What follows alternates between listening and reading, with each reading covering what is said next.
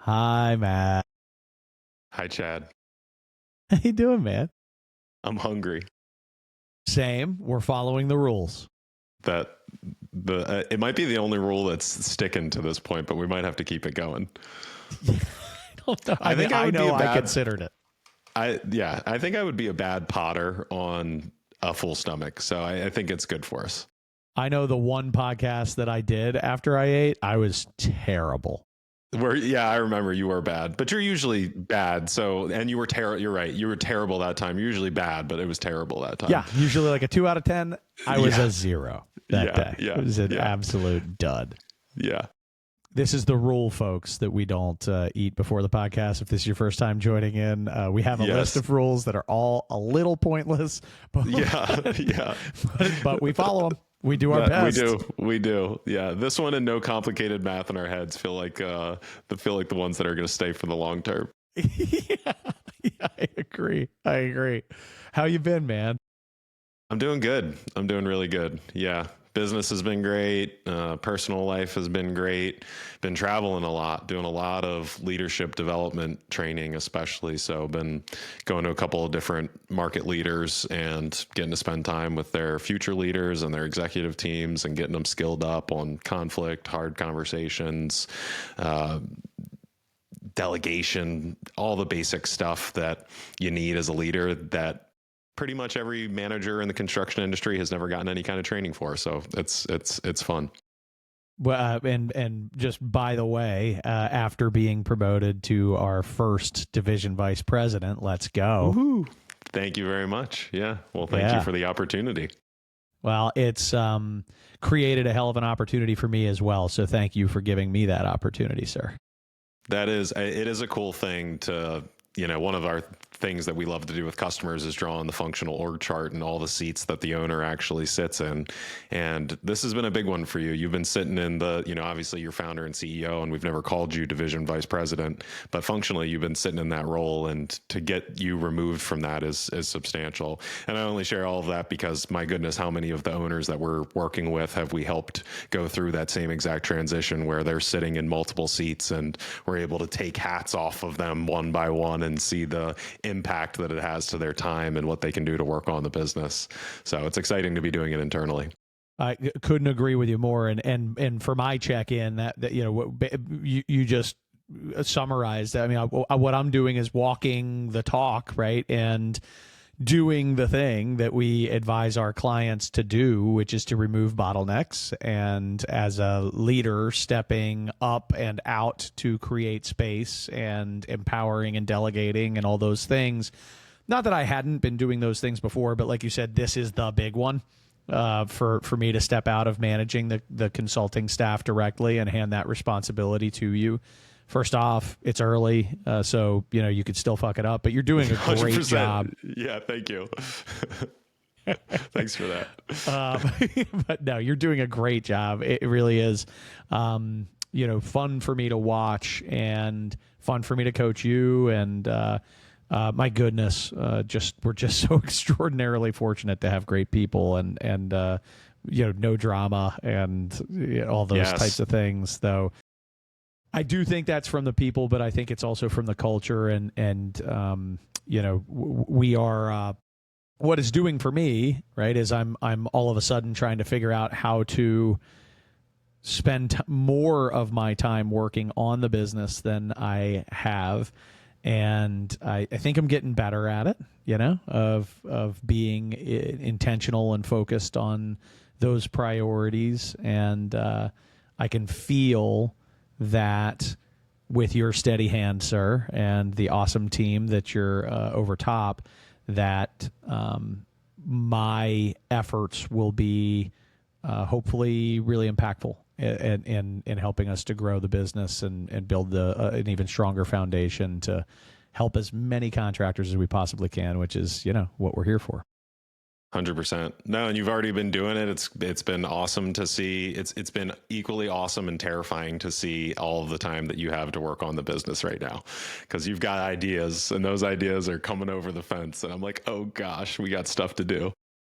By the way, it's just for the audience. It's like an expansion from no hours a week and only time on the weekends and at night to actually having like probably 4 to 6 hours of, regular work week, 7 to 6 kind of time frame to work on stuff, which is really, really, really fun. And man, I find that I can get a lot done in a short amount of time, which is cool. But I'm also, Matt, you're right to be afraid, sir. Thank you. Good. Yeah, that's a justified concern. It was funny. If I can, I'll just comment that we had this conversation probably 5 weeks ago, where we were talking about leadership bottlenecks, and we were talking about leaders that and it wasn't on the pod, but one of the people that we spend a lot of time with, that we could see how that person is not connected enough to what's going on in the day-to-day and has a tendency to jump in and scramble shit that's already pretty much working and have like the idea of the moment, the idea of the day that launches the company into a goddamn tailspin to try to catch up with this, owner's pet project of the minute. And I immediately was like, holy shit, I could be that guy if I'm not careful. Yeah. Right? Yeah. And then immediately, 100%. guys, Matt was like, now that you bring that up, I've been really worried.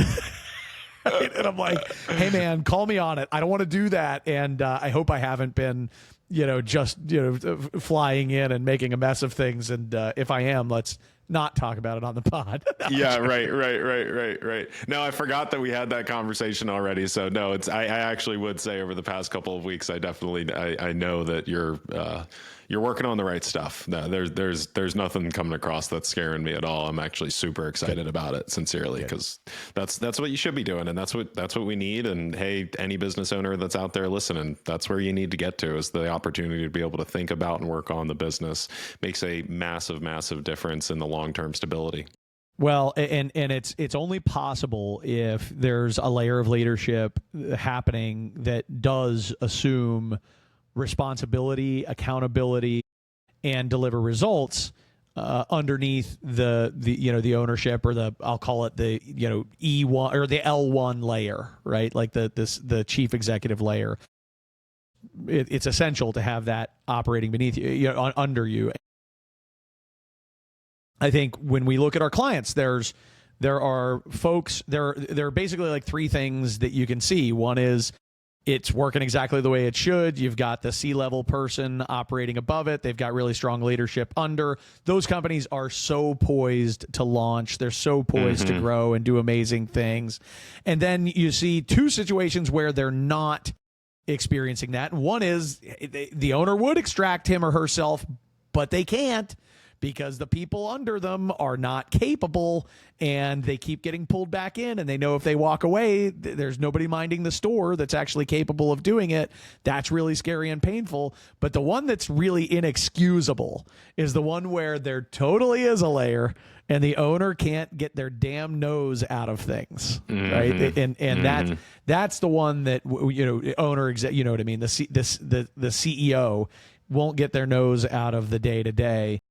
That is not my problem. I'm very keen to be like, you got it, cool. Yeah, you are. Right? You are. I have that. It's good as long as the people have it, but it's scary. I could get bit if the people under me don't have it. So anyway, good stuff. And actually, so as we were talking about today's topic is culture, and we're going to talk about good culture. We're going to talk about bad culture, what it looks like. And, look, we have 17 people at Well Built, right? So who am I to sit here and tell you all about Well Built's culture? So I think we'll focus more on what we see in the market and what some of the best cultures we've ever been around, and some of the most problematic cultures that we've been around, and what they tend to have in common. And just know, folks, that, at Well Built, I'm trying to emulate the best of what I see. And, I feel super fortunate to have exposure to hundreds and hundreds of examples at any point in time, which is really cool. Yes, 100%. So talk to me about, first off, let's define culture, Matt. Yes, I think that's a good place to start. What the hell is culture? We hear this term, you hear it's like, okay, culture. Your culture's bad. Okay, Yeah. what's culture? Yeah. The way I think about it is as the shared values, beliefs, and norms that shape how people work together and how decisions get made. And the very simple way to think about that might be how shit gets done in an organization. The way that the team interacts with each other, the reason that they make certain decisions, and at the end of the day, the undertone of what drives their business on a day-to-day basis. I love it. I love it. I think that's a fantastic description. Zero edits from my side. I think that's really, really good. And you have a culture right now, period. No matter who you are, you have a culture. It's in existence. And most companies don't have an intentional culture. They aren't being thoughtful about the culture they want. And so they tend to have the culture they have and not necessarily the culture they want. So the first thing that for me that to share is that everyone should be crafting their ideal culture. They should be making a list about all the things they want to be true inside their organization. And oftentimes this manifests in a list of core values. Taken to a next level, it's core values with principles to support those values. And if you want to truly enact the ideal culture, you're going to need to, step one, live it from the very, very top and be very intentional about proving that you are living that culture. And number two, you've got to teach it. Yes. You know? Yes. I don't think it's a whole hell of a lot more complicated than that in terms of how to build a culture intentionally, but I wonder what you think. No, I totally agree with you. And what goes through my mind is, as you consider, if you decide that it's important enough to go down this path in your business of creating intentional culture, which we would recommend very strongly that it is one of the key components to being successful in the long term. But as you go about identifying your current state and figuring out what you need to do to get to the ideal version of where you want to go, I think one of the really interesting things about culture is it's actually palpable when you walk into the building or the buildings that you sit in. And you can feel, I don't know if you feel this way, Chad, but when I walk into a company, as I've reflected on this today, I can actually feel the culture as I go through those doors. There's a certain, when there's anxiety and stress and burnout that is persistent, you can feel it in the air. You can see it from the way that people are sitting and standing and talking to each other, their tone. And on the opposite side, when there is this positive culture, you can see it and feel it, and the way that there is just this air of anything is possible that we work through. And you will feel it, in each of the departments, but especially when you get into specific meetings with groups of people, you will notice the way that they interact with each other and how it ends up informing the quality of their interactions. People give off energy. People give off energy. That's a real thing. It's a complicated it's a real thing that is not particularly well understood, but you know what I'm talking about. It's actually everyone quantum knows. Mechanics, believe it or not. It really, and I'm not just, it literally is. And not that we need to go down that, but keep going. No, let's go. All right, fine. We can skip quantum mechanics, but it is still not easily understood, and it falls almost into that category of sixth sense Yes. type of thing. And I'm excited to learn more offline. Let's talk quantum mechanics. Or at least tell me what to read. Turns out I got to read something now. Yeah. But the fact being that we all know, you get that, but has anybody ever been walking down a street, kind of picked up a vibe from a person? Nothing in particular that they're doing per se, but that energy is scary and you're shifting lanes, man. I'm going to the other side of the sidewalk, or I'm dropping further back. It is a very real thing. And man, when you said what you just said, recently I was in a client's office, and they're going through a hell of a time. They're in our first few months of working together, lots of things that are, need to be brought to some resolution. And frankly, the air is heavy. Yes. When you walk into the office. Yes. I mean, I didn't even see a human and I could feel it. Yes. You know what I mean? It was, I had zero body language to work from. I had no tonality. Office was heavy. 100%. So, okay, you're going to write down core values, then you're going to write down principles, and you're going to commit to it, then you're going to teach it, all that kind of stuff. And then poof, magically it gets fixed.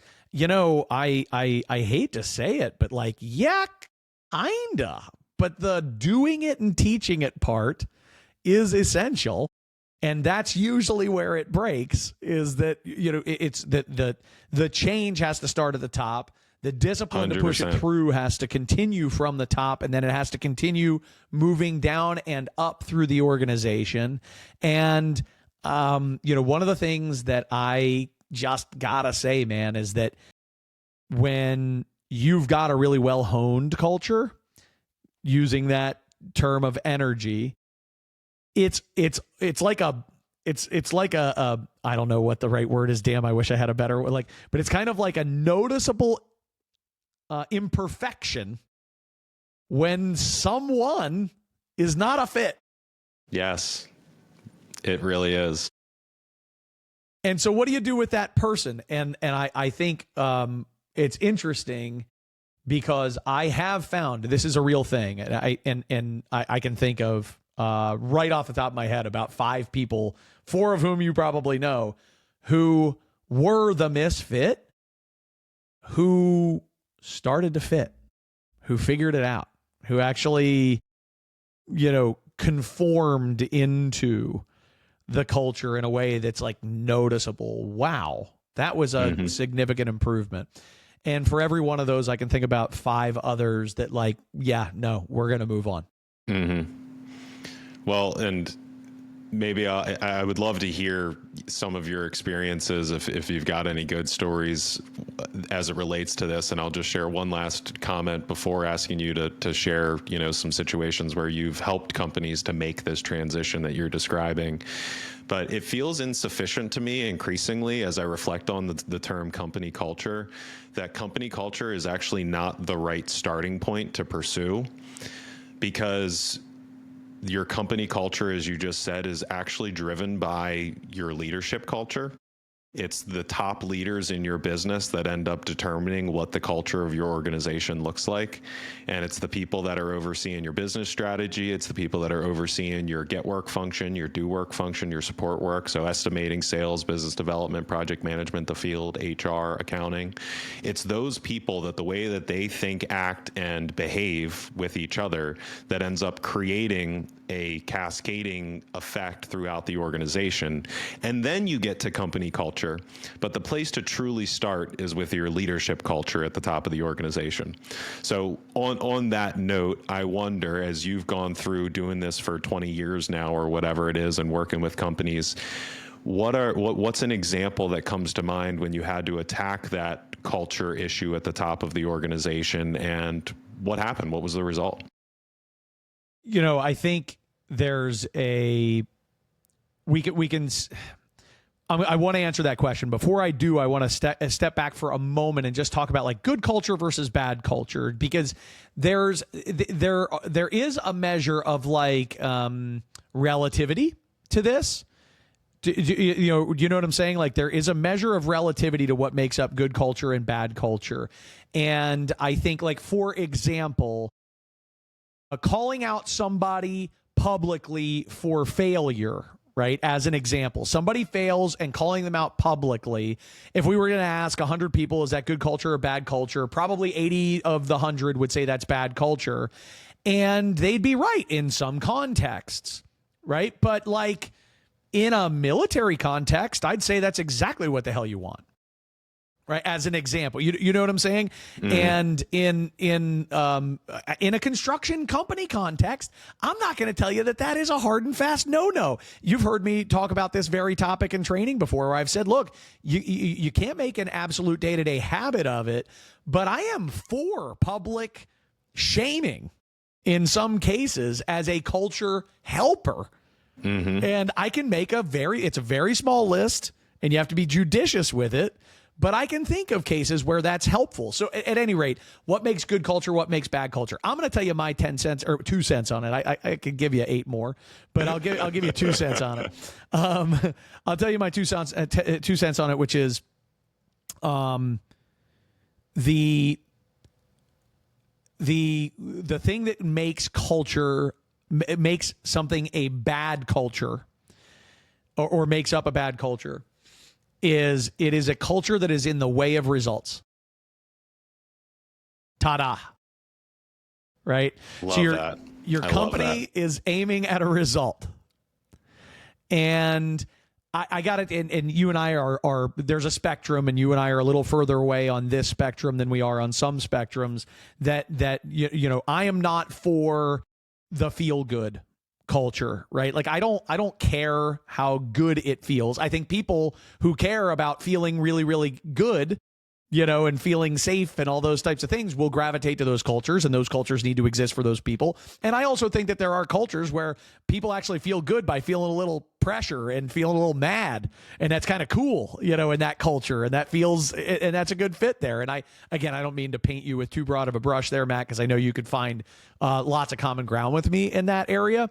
I'm just saying we have different zones of preference, and there definitely is relativity to where it's totally okay for your culture to be this way and your culture to be that way. My question is simply, is your culture enabling the result or blocking it?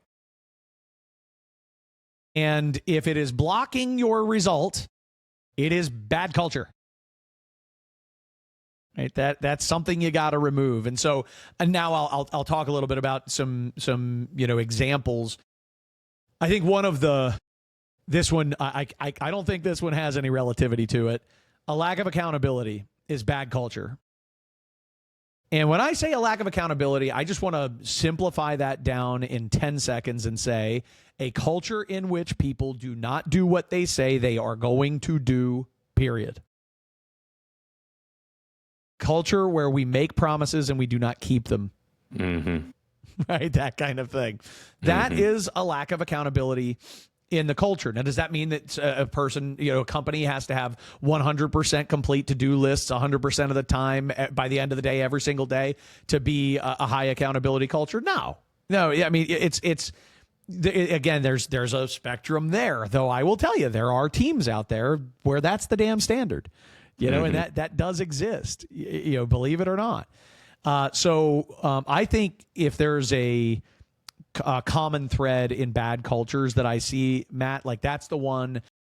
You cannot argue that gets in the way of results. And I love that framework.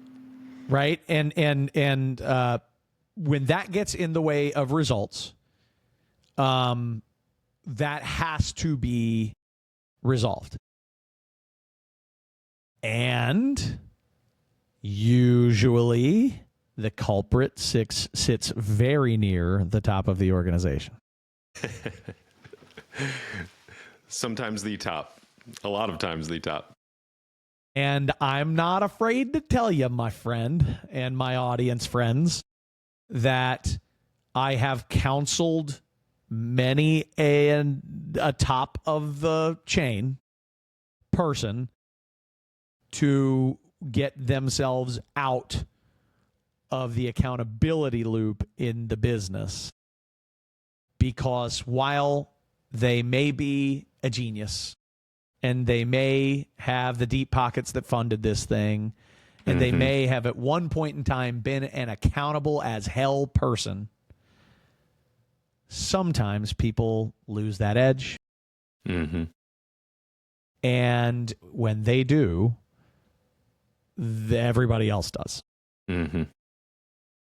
And so rather than focusing on one case study, I'll just tell you that I cannot count on two hands.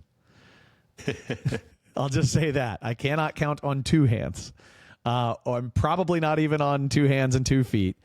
The number of times that I've watched a culture transformation by hiring the right number 2 to be the leader inside that business.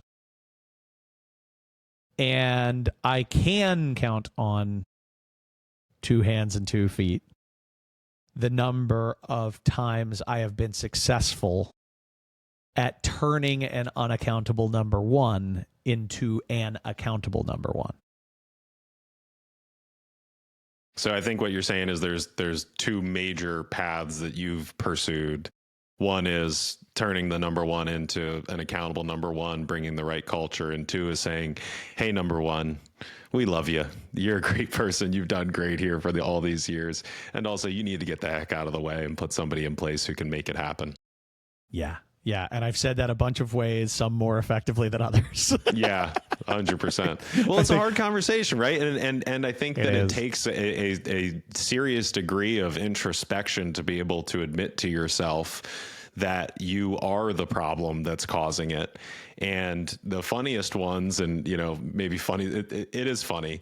The funniest ones are when the number 1 is like, I know, and I know I'm the problem, and I need to get out of the way. I know, I don't know why. Every time it comes up, I just do it, and I know I'm not supposed to, but every 2 months, I blow up on somebody, or I do this, and I go against all the things I know I'm not supposed to do.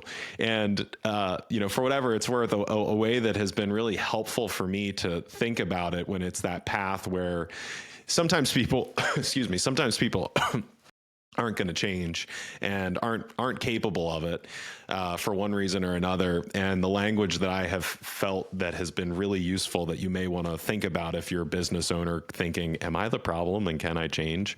Is, do you need a number 2 or do you need a number 1? And as opposed to the idea of, because what I've also seen is a number 1 who knows that they need to get out of the way, and then they hire a number 2 and they create so much chaos for number 2, and number 2 still doesn't know what decisions that he or she is allowed to make, and they get their wrist slapped every few months, and they're hesitant and they hold back from doing the things that they know they need to do, because while they are the number 2 and supposed to be the buffer and create the culture that you want, they are still being influenced by that number 1. And whether it's by actual function and title, where, like, I'm not saying the number 1 necessarily needs to be called president or needs to be called CEO if you hire that person, but I do think that you have to give them the authority of a number 1, even if they are a COO or an executive vice president, and make it clear to them that ultimately they're the decision maker and you're the one that's in the background acting more like chairman of the board. God, if you're watching this as opposed to listening, you saw me just having all kinds of reactions to that. You're so on point. That is such an outstanding thought. I have a slightly different take on it, just language wise, but I'll just say my piece is that I still think of that person as number 2, but I think of the right number 2 has to be the appropriate match for the number 1. Do you see what I'm saying? And so the really strong personality number 1 that has a tendency to come in and micromanage and control and things along those lines, right? And just jump back in and blow things up and be a jerk to people or whatever else. You're going to need a number 2 who can say, get the hell out of my way. You're going to need somebody who's got a super type A personality, which is a part of what I think you're calling a number one, right? But somebody who's suited to be the frickin' boss. Do you see what I'm saying? And is not afraid to say, get out of my way. And I agree with you. You when they're in their right mind, the owner, chief executive officer, whatever, the number one, the true number one on top, needs to empower that person in good, healthy conversation. Say, listen, man, you need, or woman, right? Like, listen, you need to shoot me straight. I'm going to sometimes screw up. You have permission to call me on it. You got to be hard on me. Do not let me get away with, getting in your way or damaging our growth. You're here to drive the result. And if I'm the problem, I need you to make sure, like, they need, when they're in their best mind, they need to have that kind of conversation, because they're not always going to be in their best mind. And you definitely need to have that person under them feeling empowered to do just that and step up and smack them in the face and things along those lines. But you know what? You ever met an owner who's just too nice? I have. 100%. Yep. 100%. And in those situations, the number two dynamic should look and feel a little different. Maybe this is a number two that actually intentionally leaves some white space for the number one, where they really need that number one to play this role and this role and this role with the team. You know what I'm saying?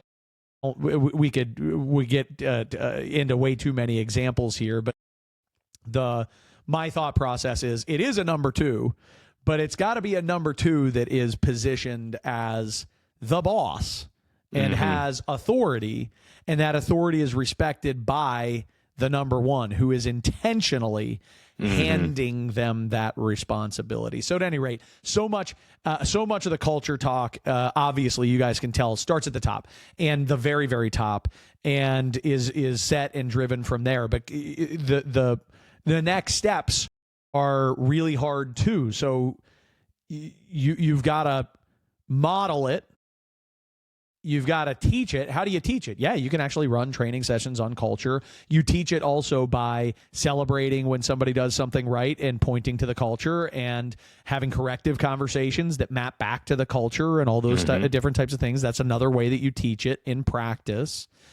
And then you have to protect it. And protecting the culture in our industry, in the construction industry, is something that people have a really hard time doing. I'm gonna say a line, Matt, and I want you to tell me if you've ever heard it before. Well, it sounds great. I hear you. We just need to fire the people that aren't upholding the culture, but like, good luck hiring. So many, almost every day. Right? It's the go-to move, So I have two answers to this question, or to this thought. First is, go ahead and fire him. Yep, I get it. Go ahead and fire him. Yeah, you're not going to be able to replace him. Yeah, it's going to suck. Yep, fire him. Yep, I know. There's nobody out there. It's impossible. Fire him. And you will be amazed at, number one, the amount of options that there really actually are out there when you take your blinders off and you stop telling yourself that the world is no good people anymore and it's impossible to hire. Stop being a sissy. Trust me, they're out there. Quit talking yourself out of it. You know it's the right thing to do. You got to remove the bad fit. Move on, right? And the second thing that you'll be amazed at is just how much your team will step up when you make the right move. 100%. Seen that movie? Oh, a month ago. Yeah. A person that left, that literally the energy in the office has been 180-degree shift since this person, and this person wasn't let go. They finally decided to quit. And by the way, a good indicator of any time you had somebody that was not a good fit for your culture that you should have let go is when you say, man, I'm glad that person decided to quit. Then yeah, you waited 3, 6, 9, 12, 18 months too long, or to get rid of that person. 30 years too long. Exactly. Yeah, good point. Yeah, I mean, seriously, I watch it play out in very, very long stretches. And the justification is typically that person's going to be too hard to replace. And my first answer to that question, or to that complaint, is, yup, fire them. The second answer is also launch a real recruiting machine. Don't be dependent on looking for people when you need them. Look for people all the time. Constantly be recruiting for A talent.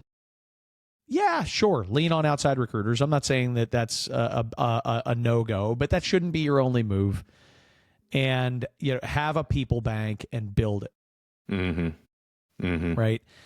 Because options make you courageous.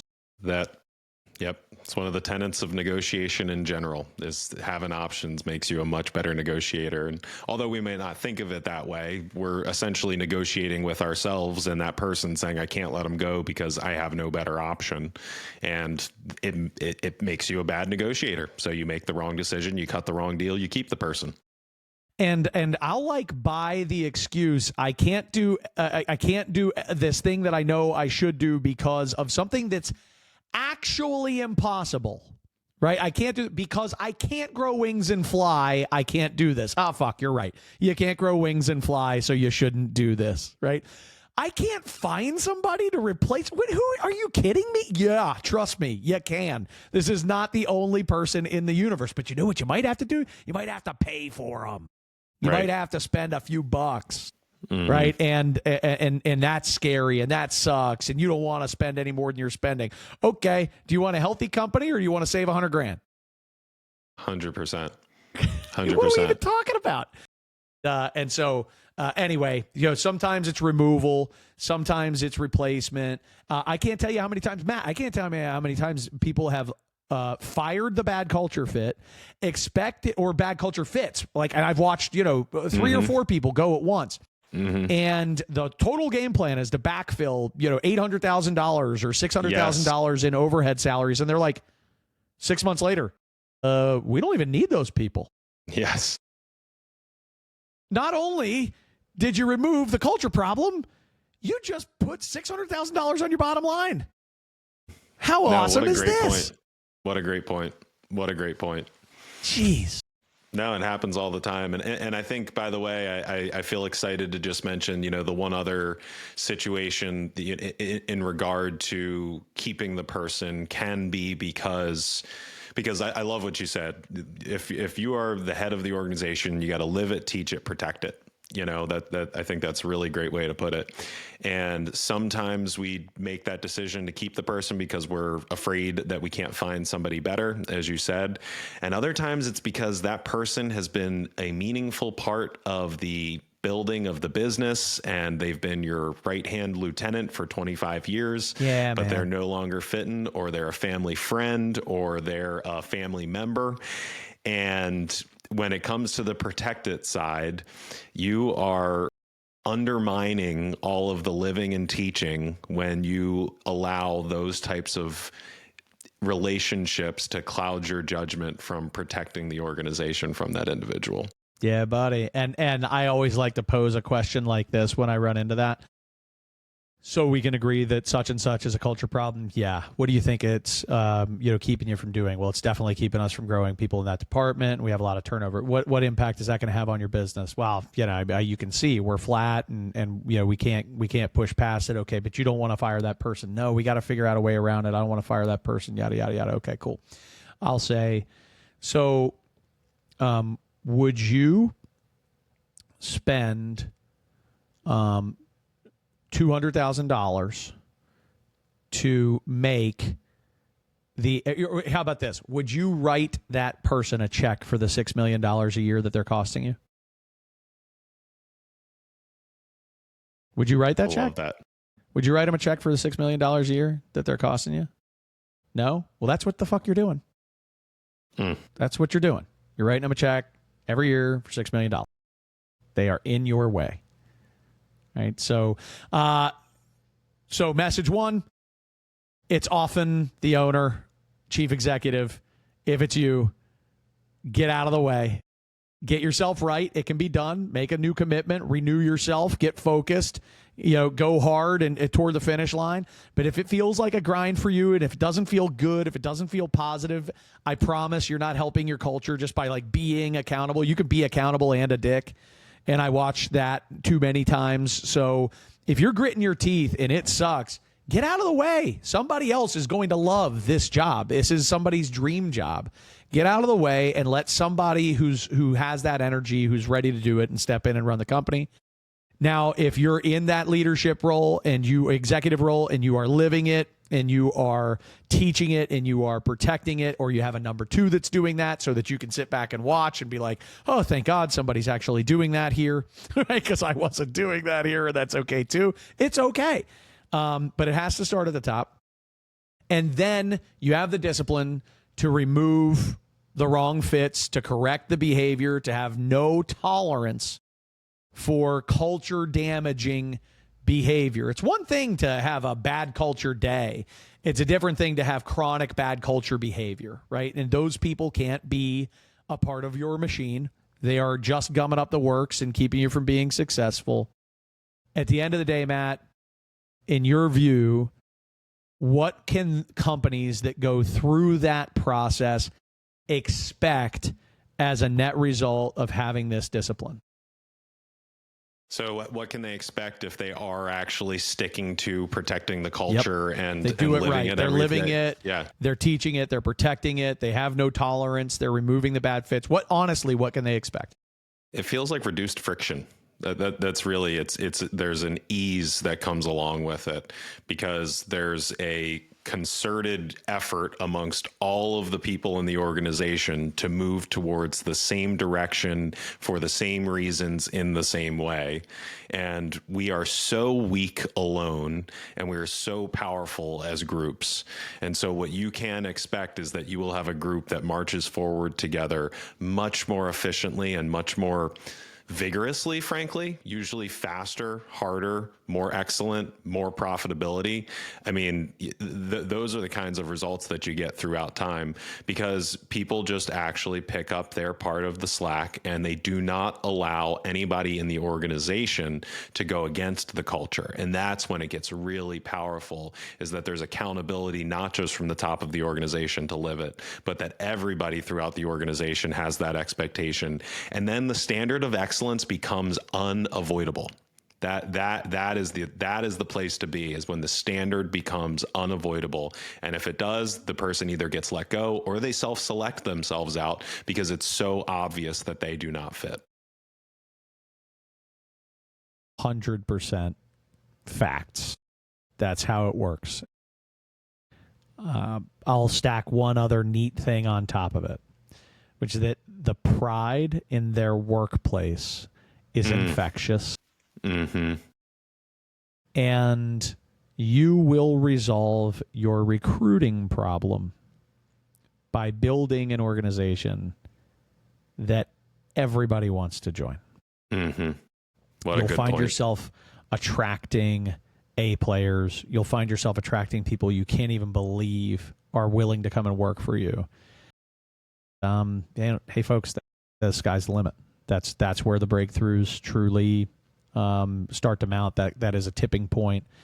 I hope we've inspired you as you're listening to this to set an intentional culture and to set the example yourself, to teach it and to protect it. Yeah. Fantastic. Ooh, fun. Love that stuff. Lots of fun. Yeah. So we always have this conversation internally, people or profit and this kind of push pull. So I just want to take a few minutes today and talk about kind of the discussions that we like to have on this subject, on prioritizing inside your business. Should you prioritize people or should you prioritize profit? And how does that decision making work? And I'll just lay it out like in a, for instance here for you, Matt, that like, man, we had a great year. I'd really love to pay people a big bonus, right? Or, man, we could really put those profits to work if I didn't distribute. I could really do something with those profits, including maybe distribute it to myself as the owner of the company, right? Like I've had my eye on that new house, right? Type of thing. So these are the kinds of push-pull, hard decisions. And, let's just talk about each side of the argument. Let's say, why should you prioritize people over profit? Yeah. Well, and I think the number one that comes to mind for me, there was a study by NCCER in 2025 that by 2031, 41% of the construction workforce is going to retire. And so we are losing so much institutional knowledge and beyond the knowledge, just capacity of the staff that is going to be retiring in the years ahead. And increasingly, the construction industry is stuck in negative unemployment where there's more jobs available than there are people to fill them. And as a result, there's also the factor that there's less and less people throughout the industry that have really good detailed technical knowledge. There's more college graduates jumping into the industry without ever spending any time in the field. And so the people that you end up finding on the open market, while there are really good ones out there, the ones that are on the recruiting, the recruiter circuit, especially for like the project manager level and estimator level, once you get into higher executive level, it gets easier to actually find the great people that are out there. But especially at those, the doers, the front lines every day, the people that are out there are usually not the ones that are going to come in and save the day along the way. And so it's becoming more and more imperative for businesses to retain their people. And if you are not putting any kind of prioritization on your people, you're unlikely to retain them.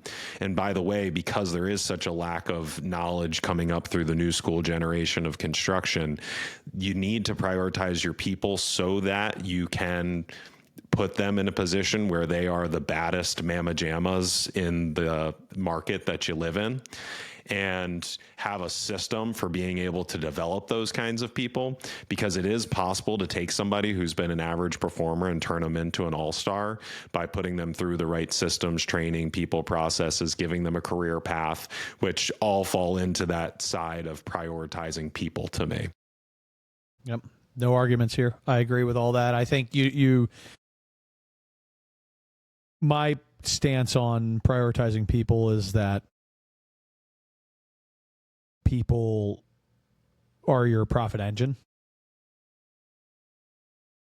and going through all the people risks that you just outlined, you can see how there's an immediate financial effect of those things as well. And so my primary argument for prioritizing people is profit. Yeah. Right? And that, this may end up being my most famous line that people know me for, but sad people suck at their jobs. Yeah. Right? Yeah. And that happy people make you money, and that sad people do not. And so finding ways to prioritize the happiness of your people is really important, up to and including removing the people that make them unhappy, as long as the reason that they're not that they're unhappy is not that that's a person that's actually holding them accountable. Right? Because then you're actually working on the wrong people that need to get out. Right? If you've got people who are like, I don't like that person because they make me accountable, well, then it's not the boss, it's them. Anyway. So that's I think a compelling case for people. And I'll start on the case for profit in general, that no profit, no people, and the healthier your net profits are as a business, the more you can take care of your people, the more money there is to hire more people, the more great things there are to offer and provide. And I genuinely believe that it is right and ethical to prioritize profitability. I think it's a very, very big mistake for companies to think we're just going to be a great place to work and I don't care if we make money. You're jeopardizing a lot of people's lives with that approach. And so I think the way these two things, and I wonder if you have this, in true XVY fashion, we're going to navigate to the both things are true model, which is, but I think my take on it is that if you prioritize your people and ensure that those people prioritize your profit, you can get those things hand in hand. And your mission should be to create this virtuous two-way street that everyone is bought into driving profit, both for the good of the company and for their own good. And they have to see that connection. And it's not this is, so you're like, you may be taking away from this, like, okay, so bonus program, profit sharing, things like that. My answer, maybe, but people need to understand the connection between profitability and happiness for them inside their work. And that's not just money. That's all the things that the company has the ability to do. You want that software program? Money. Right? You want those things that are going to make your life a little easier. You want the right, whatever it is. I could make a list 100 miles long. It all costs money. No, it's so true. And I think just to, put a bow on the need for prioritizing profit, I'll actually just speak about when you don't. And businesses have an obligation to make money. Otherwise, the business doesn't exist, to your point, no profit, no people. And I have seen there be a larger trend towards this prioritization of people with the new school of culture and generation that's coming up. And it breeds this culture of complacency where people aren't doing what they're supposed to be doing. There's no drive throughout the organization. People aren't growing in their careers. The owners aren't making money. And it's really a painful place to be along the way. And you end up stagnating over and over again. And so I do believe that it's extremely paramount for employees to understand the tie between profitability and their own life and happiness, as you said, because the opposite is it does not work. I've seen it. I've seen it. I've seen multiple places that are too far towards the prioritizing of people without enough of the prioritization of profit and the excellence that goes along with it, and it doesn't work. And by the way, same is said for the companies that only prioritize profit and don't put any prioritization towards people. You just end up with this culture of burnout, and it's these roller coaster situations where up and down throughout the energy that the people have, depending on how burnt out they are from being in that kind of environment for months and years and decades at a time. Well, that's not sustainable. It's at some point that music stops. I've watched that movie many times too, where a company pulls us in and they're like, hey, we've fallen off a cliff. We lost a bunch of money in the past few years. What happened? Well, we kind of had a mass exodus. Our best people left, whatever else. You're like, how did that happen? You start to piece through the story and you're like, okay, got it. You were a terrible boss. Understood. Yeah. And right. Are you prepared to be less terrible? And can, there's I think, there's this abundance mentality stuff, a little squishy, touchy-feely, but it's real. I really do think it's real. That generosity abounds. This is not a fixed pie. And if we are incredibly generous with our people and ask them to be incredibly generous with us, that those things can both live in harmony. And your people are giving you their time, they're giving you their energy, they're giving you their focus, their commitment, and you need to give them fair pay and opportunity and growth and training and development and a safe and positive workspace, kind of thing. And we can both be wildly generous with each other, and the profit will just keep growing. So you got to get into that positive cycle. All right, cool. So I think we've navigated on both things are true. Both things are essential. One cannot ignore either. And that I think that maybe that clarity moment of, if you prioritize your people, you can marshal them to prioritize profit. and we can win. Yep. Love it. Great But summary. I think, sorry, last little thought. People also just need like a fundamental economics education too, right? They just need to understand how money works and how 100%. capitalism works. 100%. No, you're right. You're right. And that is one of the number of companies that I go into where people are just like, this isn't fair. Or we need more people, or we need that. And nobody's doing anything for us. And I'm like, can you open your eyes and look at all the things that they are doing for you?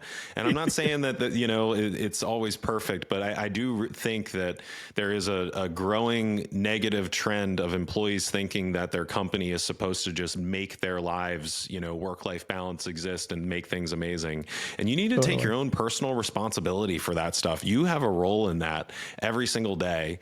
And I think companies can do things to help reinforce that and make it more positive. But if you don't realize that you have a role in your own happiness and that the company isn't responsible for all that, and that the company is responsible for making money so that it can do great things for you, you need to learn that lesson. I hope some young listener just went, damn. Yeah. Damn. And hopefully an owner that's like, fuck yeah. I guarantee you all those just said that. I guarantee you all those. Yeah.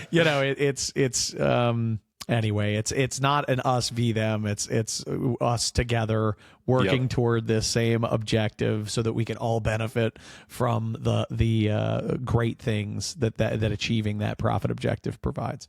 All right. So what are you reading, brother? I may have even mentioned this on the pod before because I've been listening to this book for like 9 months, but it's like a 27-hour listen. I've gotten re-engaged in it, and I'm like so close to being done. But the Laws of Human Nature by Robert Greene, and just constantly reminded about the fallacies that humans fall into, and being aware of the typical way that the human brain thinks, and both as a reflective tool to understand when my brain is sabotaging me, and also as a defense tool when other people are acting out one of the laws of human nature that can either be very positive or very negative, the outcomes that it drives. Like one example is it talked about how humans by nature are aggressive, and how aggression actually shows up in different ways. For some people, their aggression actually shows up in kindness. And by being uber kind to people, they actually will take advantage of people and drive their own agenda through that kindness. And and that people will not buck against that because they're using kindness, right? And whether the individual realizes it or not, their form of aggression is actually kindness. And that was just one example. There are plenty of other forms of aggression, but I was like, holy shit, it is aggression, because I've interacted with kind people that I felt like I can't say a thing to because they're always kind, and it makes you feel like, I've got to do what they say. And while it's not all bad, it exists. Yeah. Dude, you got me thinking. For anybody that's watching, Chad's face is hilarious right now. Yeah, I love it. Oh, I love it. I think that's fascinating. And boy, does that seem true. Yeah. So it's fun. So anyway, highly recommend it to any of the listeners. Laws of Human Nature by Robert Greene. Really foundational, good stuff. How about you, Chad? What are you reading? Side note, I love all of the Robert Greene stuff. It's wild. It's really, really, really cool. And just, word to the wise on everything Robert Greene. Just make sure that you keep everything in its appropriate context, and that you use everything you learn for good, not evil. That's it. Yes, 100%. Yeah, make sure that you're not hurting people with what you learn, because you could, for sure. Anyway, I'm reading, this was an easy one, and I'm just calling it out mostly because if you haven't read it, or you haven't seen one of the most watched YouTube videos of all time, where he essentially goes over the book in about a 40-minute speech, it's Make Your Bed by Admiral McRaven. And it's, just one of the, somebody had brought it up and said, have you read that? And I was like, no, I haven't read that. I watched the speech, but I never read the book. He's like, read the book. The book is the speech. The book is longer than the speech and has better stories and cool context and all that type of stuff. But the premise of the book, for those of you who don't know, is that it's essentially, it's named "Make Your Bed" because it's written by a very decorated military man who basically articulated that your entire day lays out in front of you, and you've got choices from the moment you wake up on how you're going to act. And you can choose to act in a kind of sloppy, careless way, or you can begin the day with an intentional act of structure and progress and order, right? And you can make your bed, and that by making your bed, that you've already accomplished a thing. And you've set a tone for the kind of day and the kind of person you're going to be, kind of thing, which I think is cool.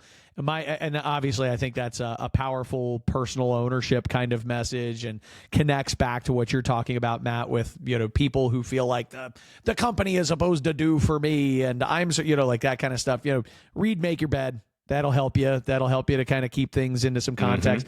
And I will tell you that my favorite story, short version, is that when he was going through SEAL training, and in SEAL training, you're one of the things that is inevitable for everybody in SEAL training is that they will be forced to go down, dive in the water, get wet, come up to the dry sand and roll around in the dry sand, and then work out all day with that dry sand all over your body and all the cracks and crevices and all the things you can imagine, that sand kind of being glued to you, and the grit and the pain and just the general discomfort that that's going to create.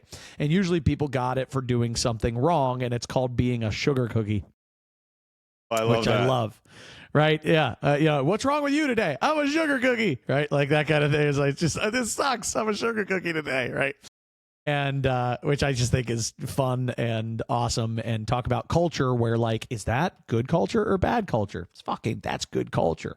And I know that sounds like torture, but in that context, it's awesome. That's really, really good stuff. And in the conversation, it was, great. So he gets told he's got to go be a sugar cookie. And the commanding officer, he was like, I didn't do anything wrong, right? He's thinking, I didn't do anything wrong. And the commanding officer says, do you know why? And he's like, no, sir. And he's like, because life isn't fair.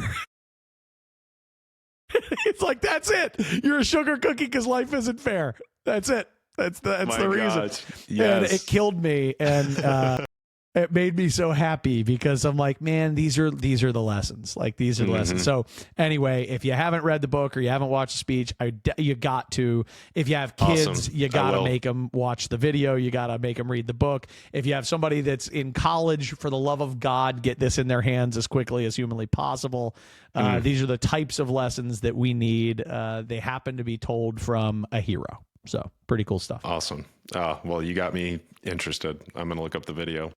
Yeah. You'll love it. It's a great speech. It'll give you chills, maybe cry. Definitely gets me. Oh my gosh. Awesome. Yeah. Oh, I'm so excited. Yeah. It's just called Make Your Bed. Just look it up. Yeah. No, I've heard of it, but I've never heard such a ringing endorsement. So I'm definitely going to check it out. I'm a hell of a salesman, Matt. There's no doubt about that, Chad Prinkey. There's no doubt about that, Chad Prinkey. All right, brother. We just hit the 1 hour mark. I say we wrap. It's been a pleasure hanging with you today. No, it's been so good. And for all those that are listening, subscribe to the podcast. You can hit the subscribe button in whatever your preferred podcast format is that you're listening to right now.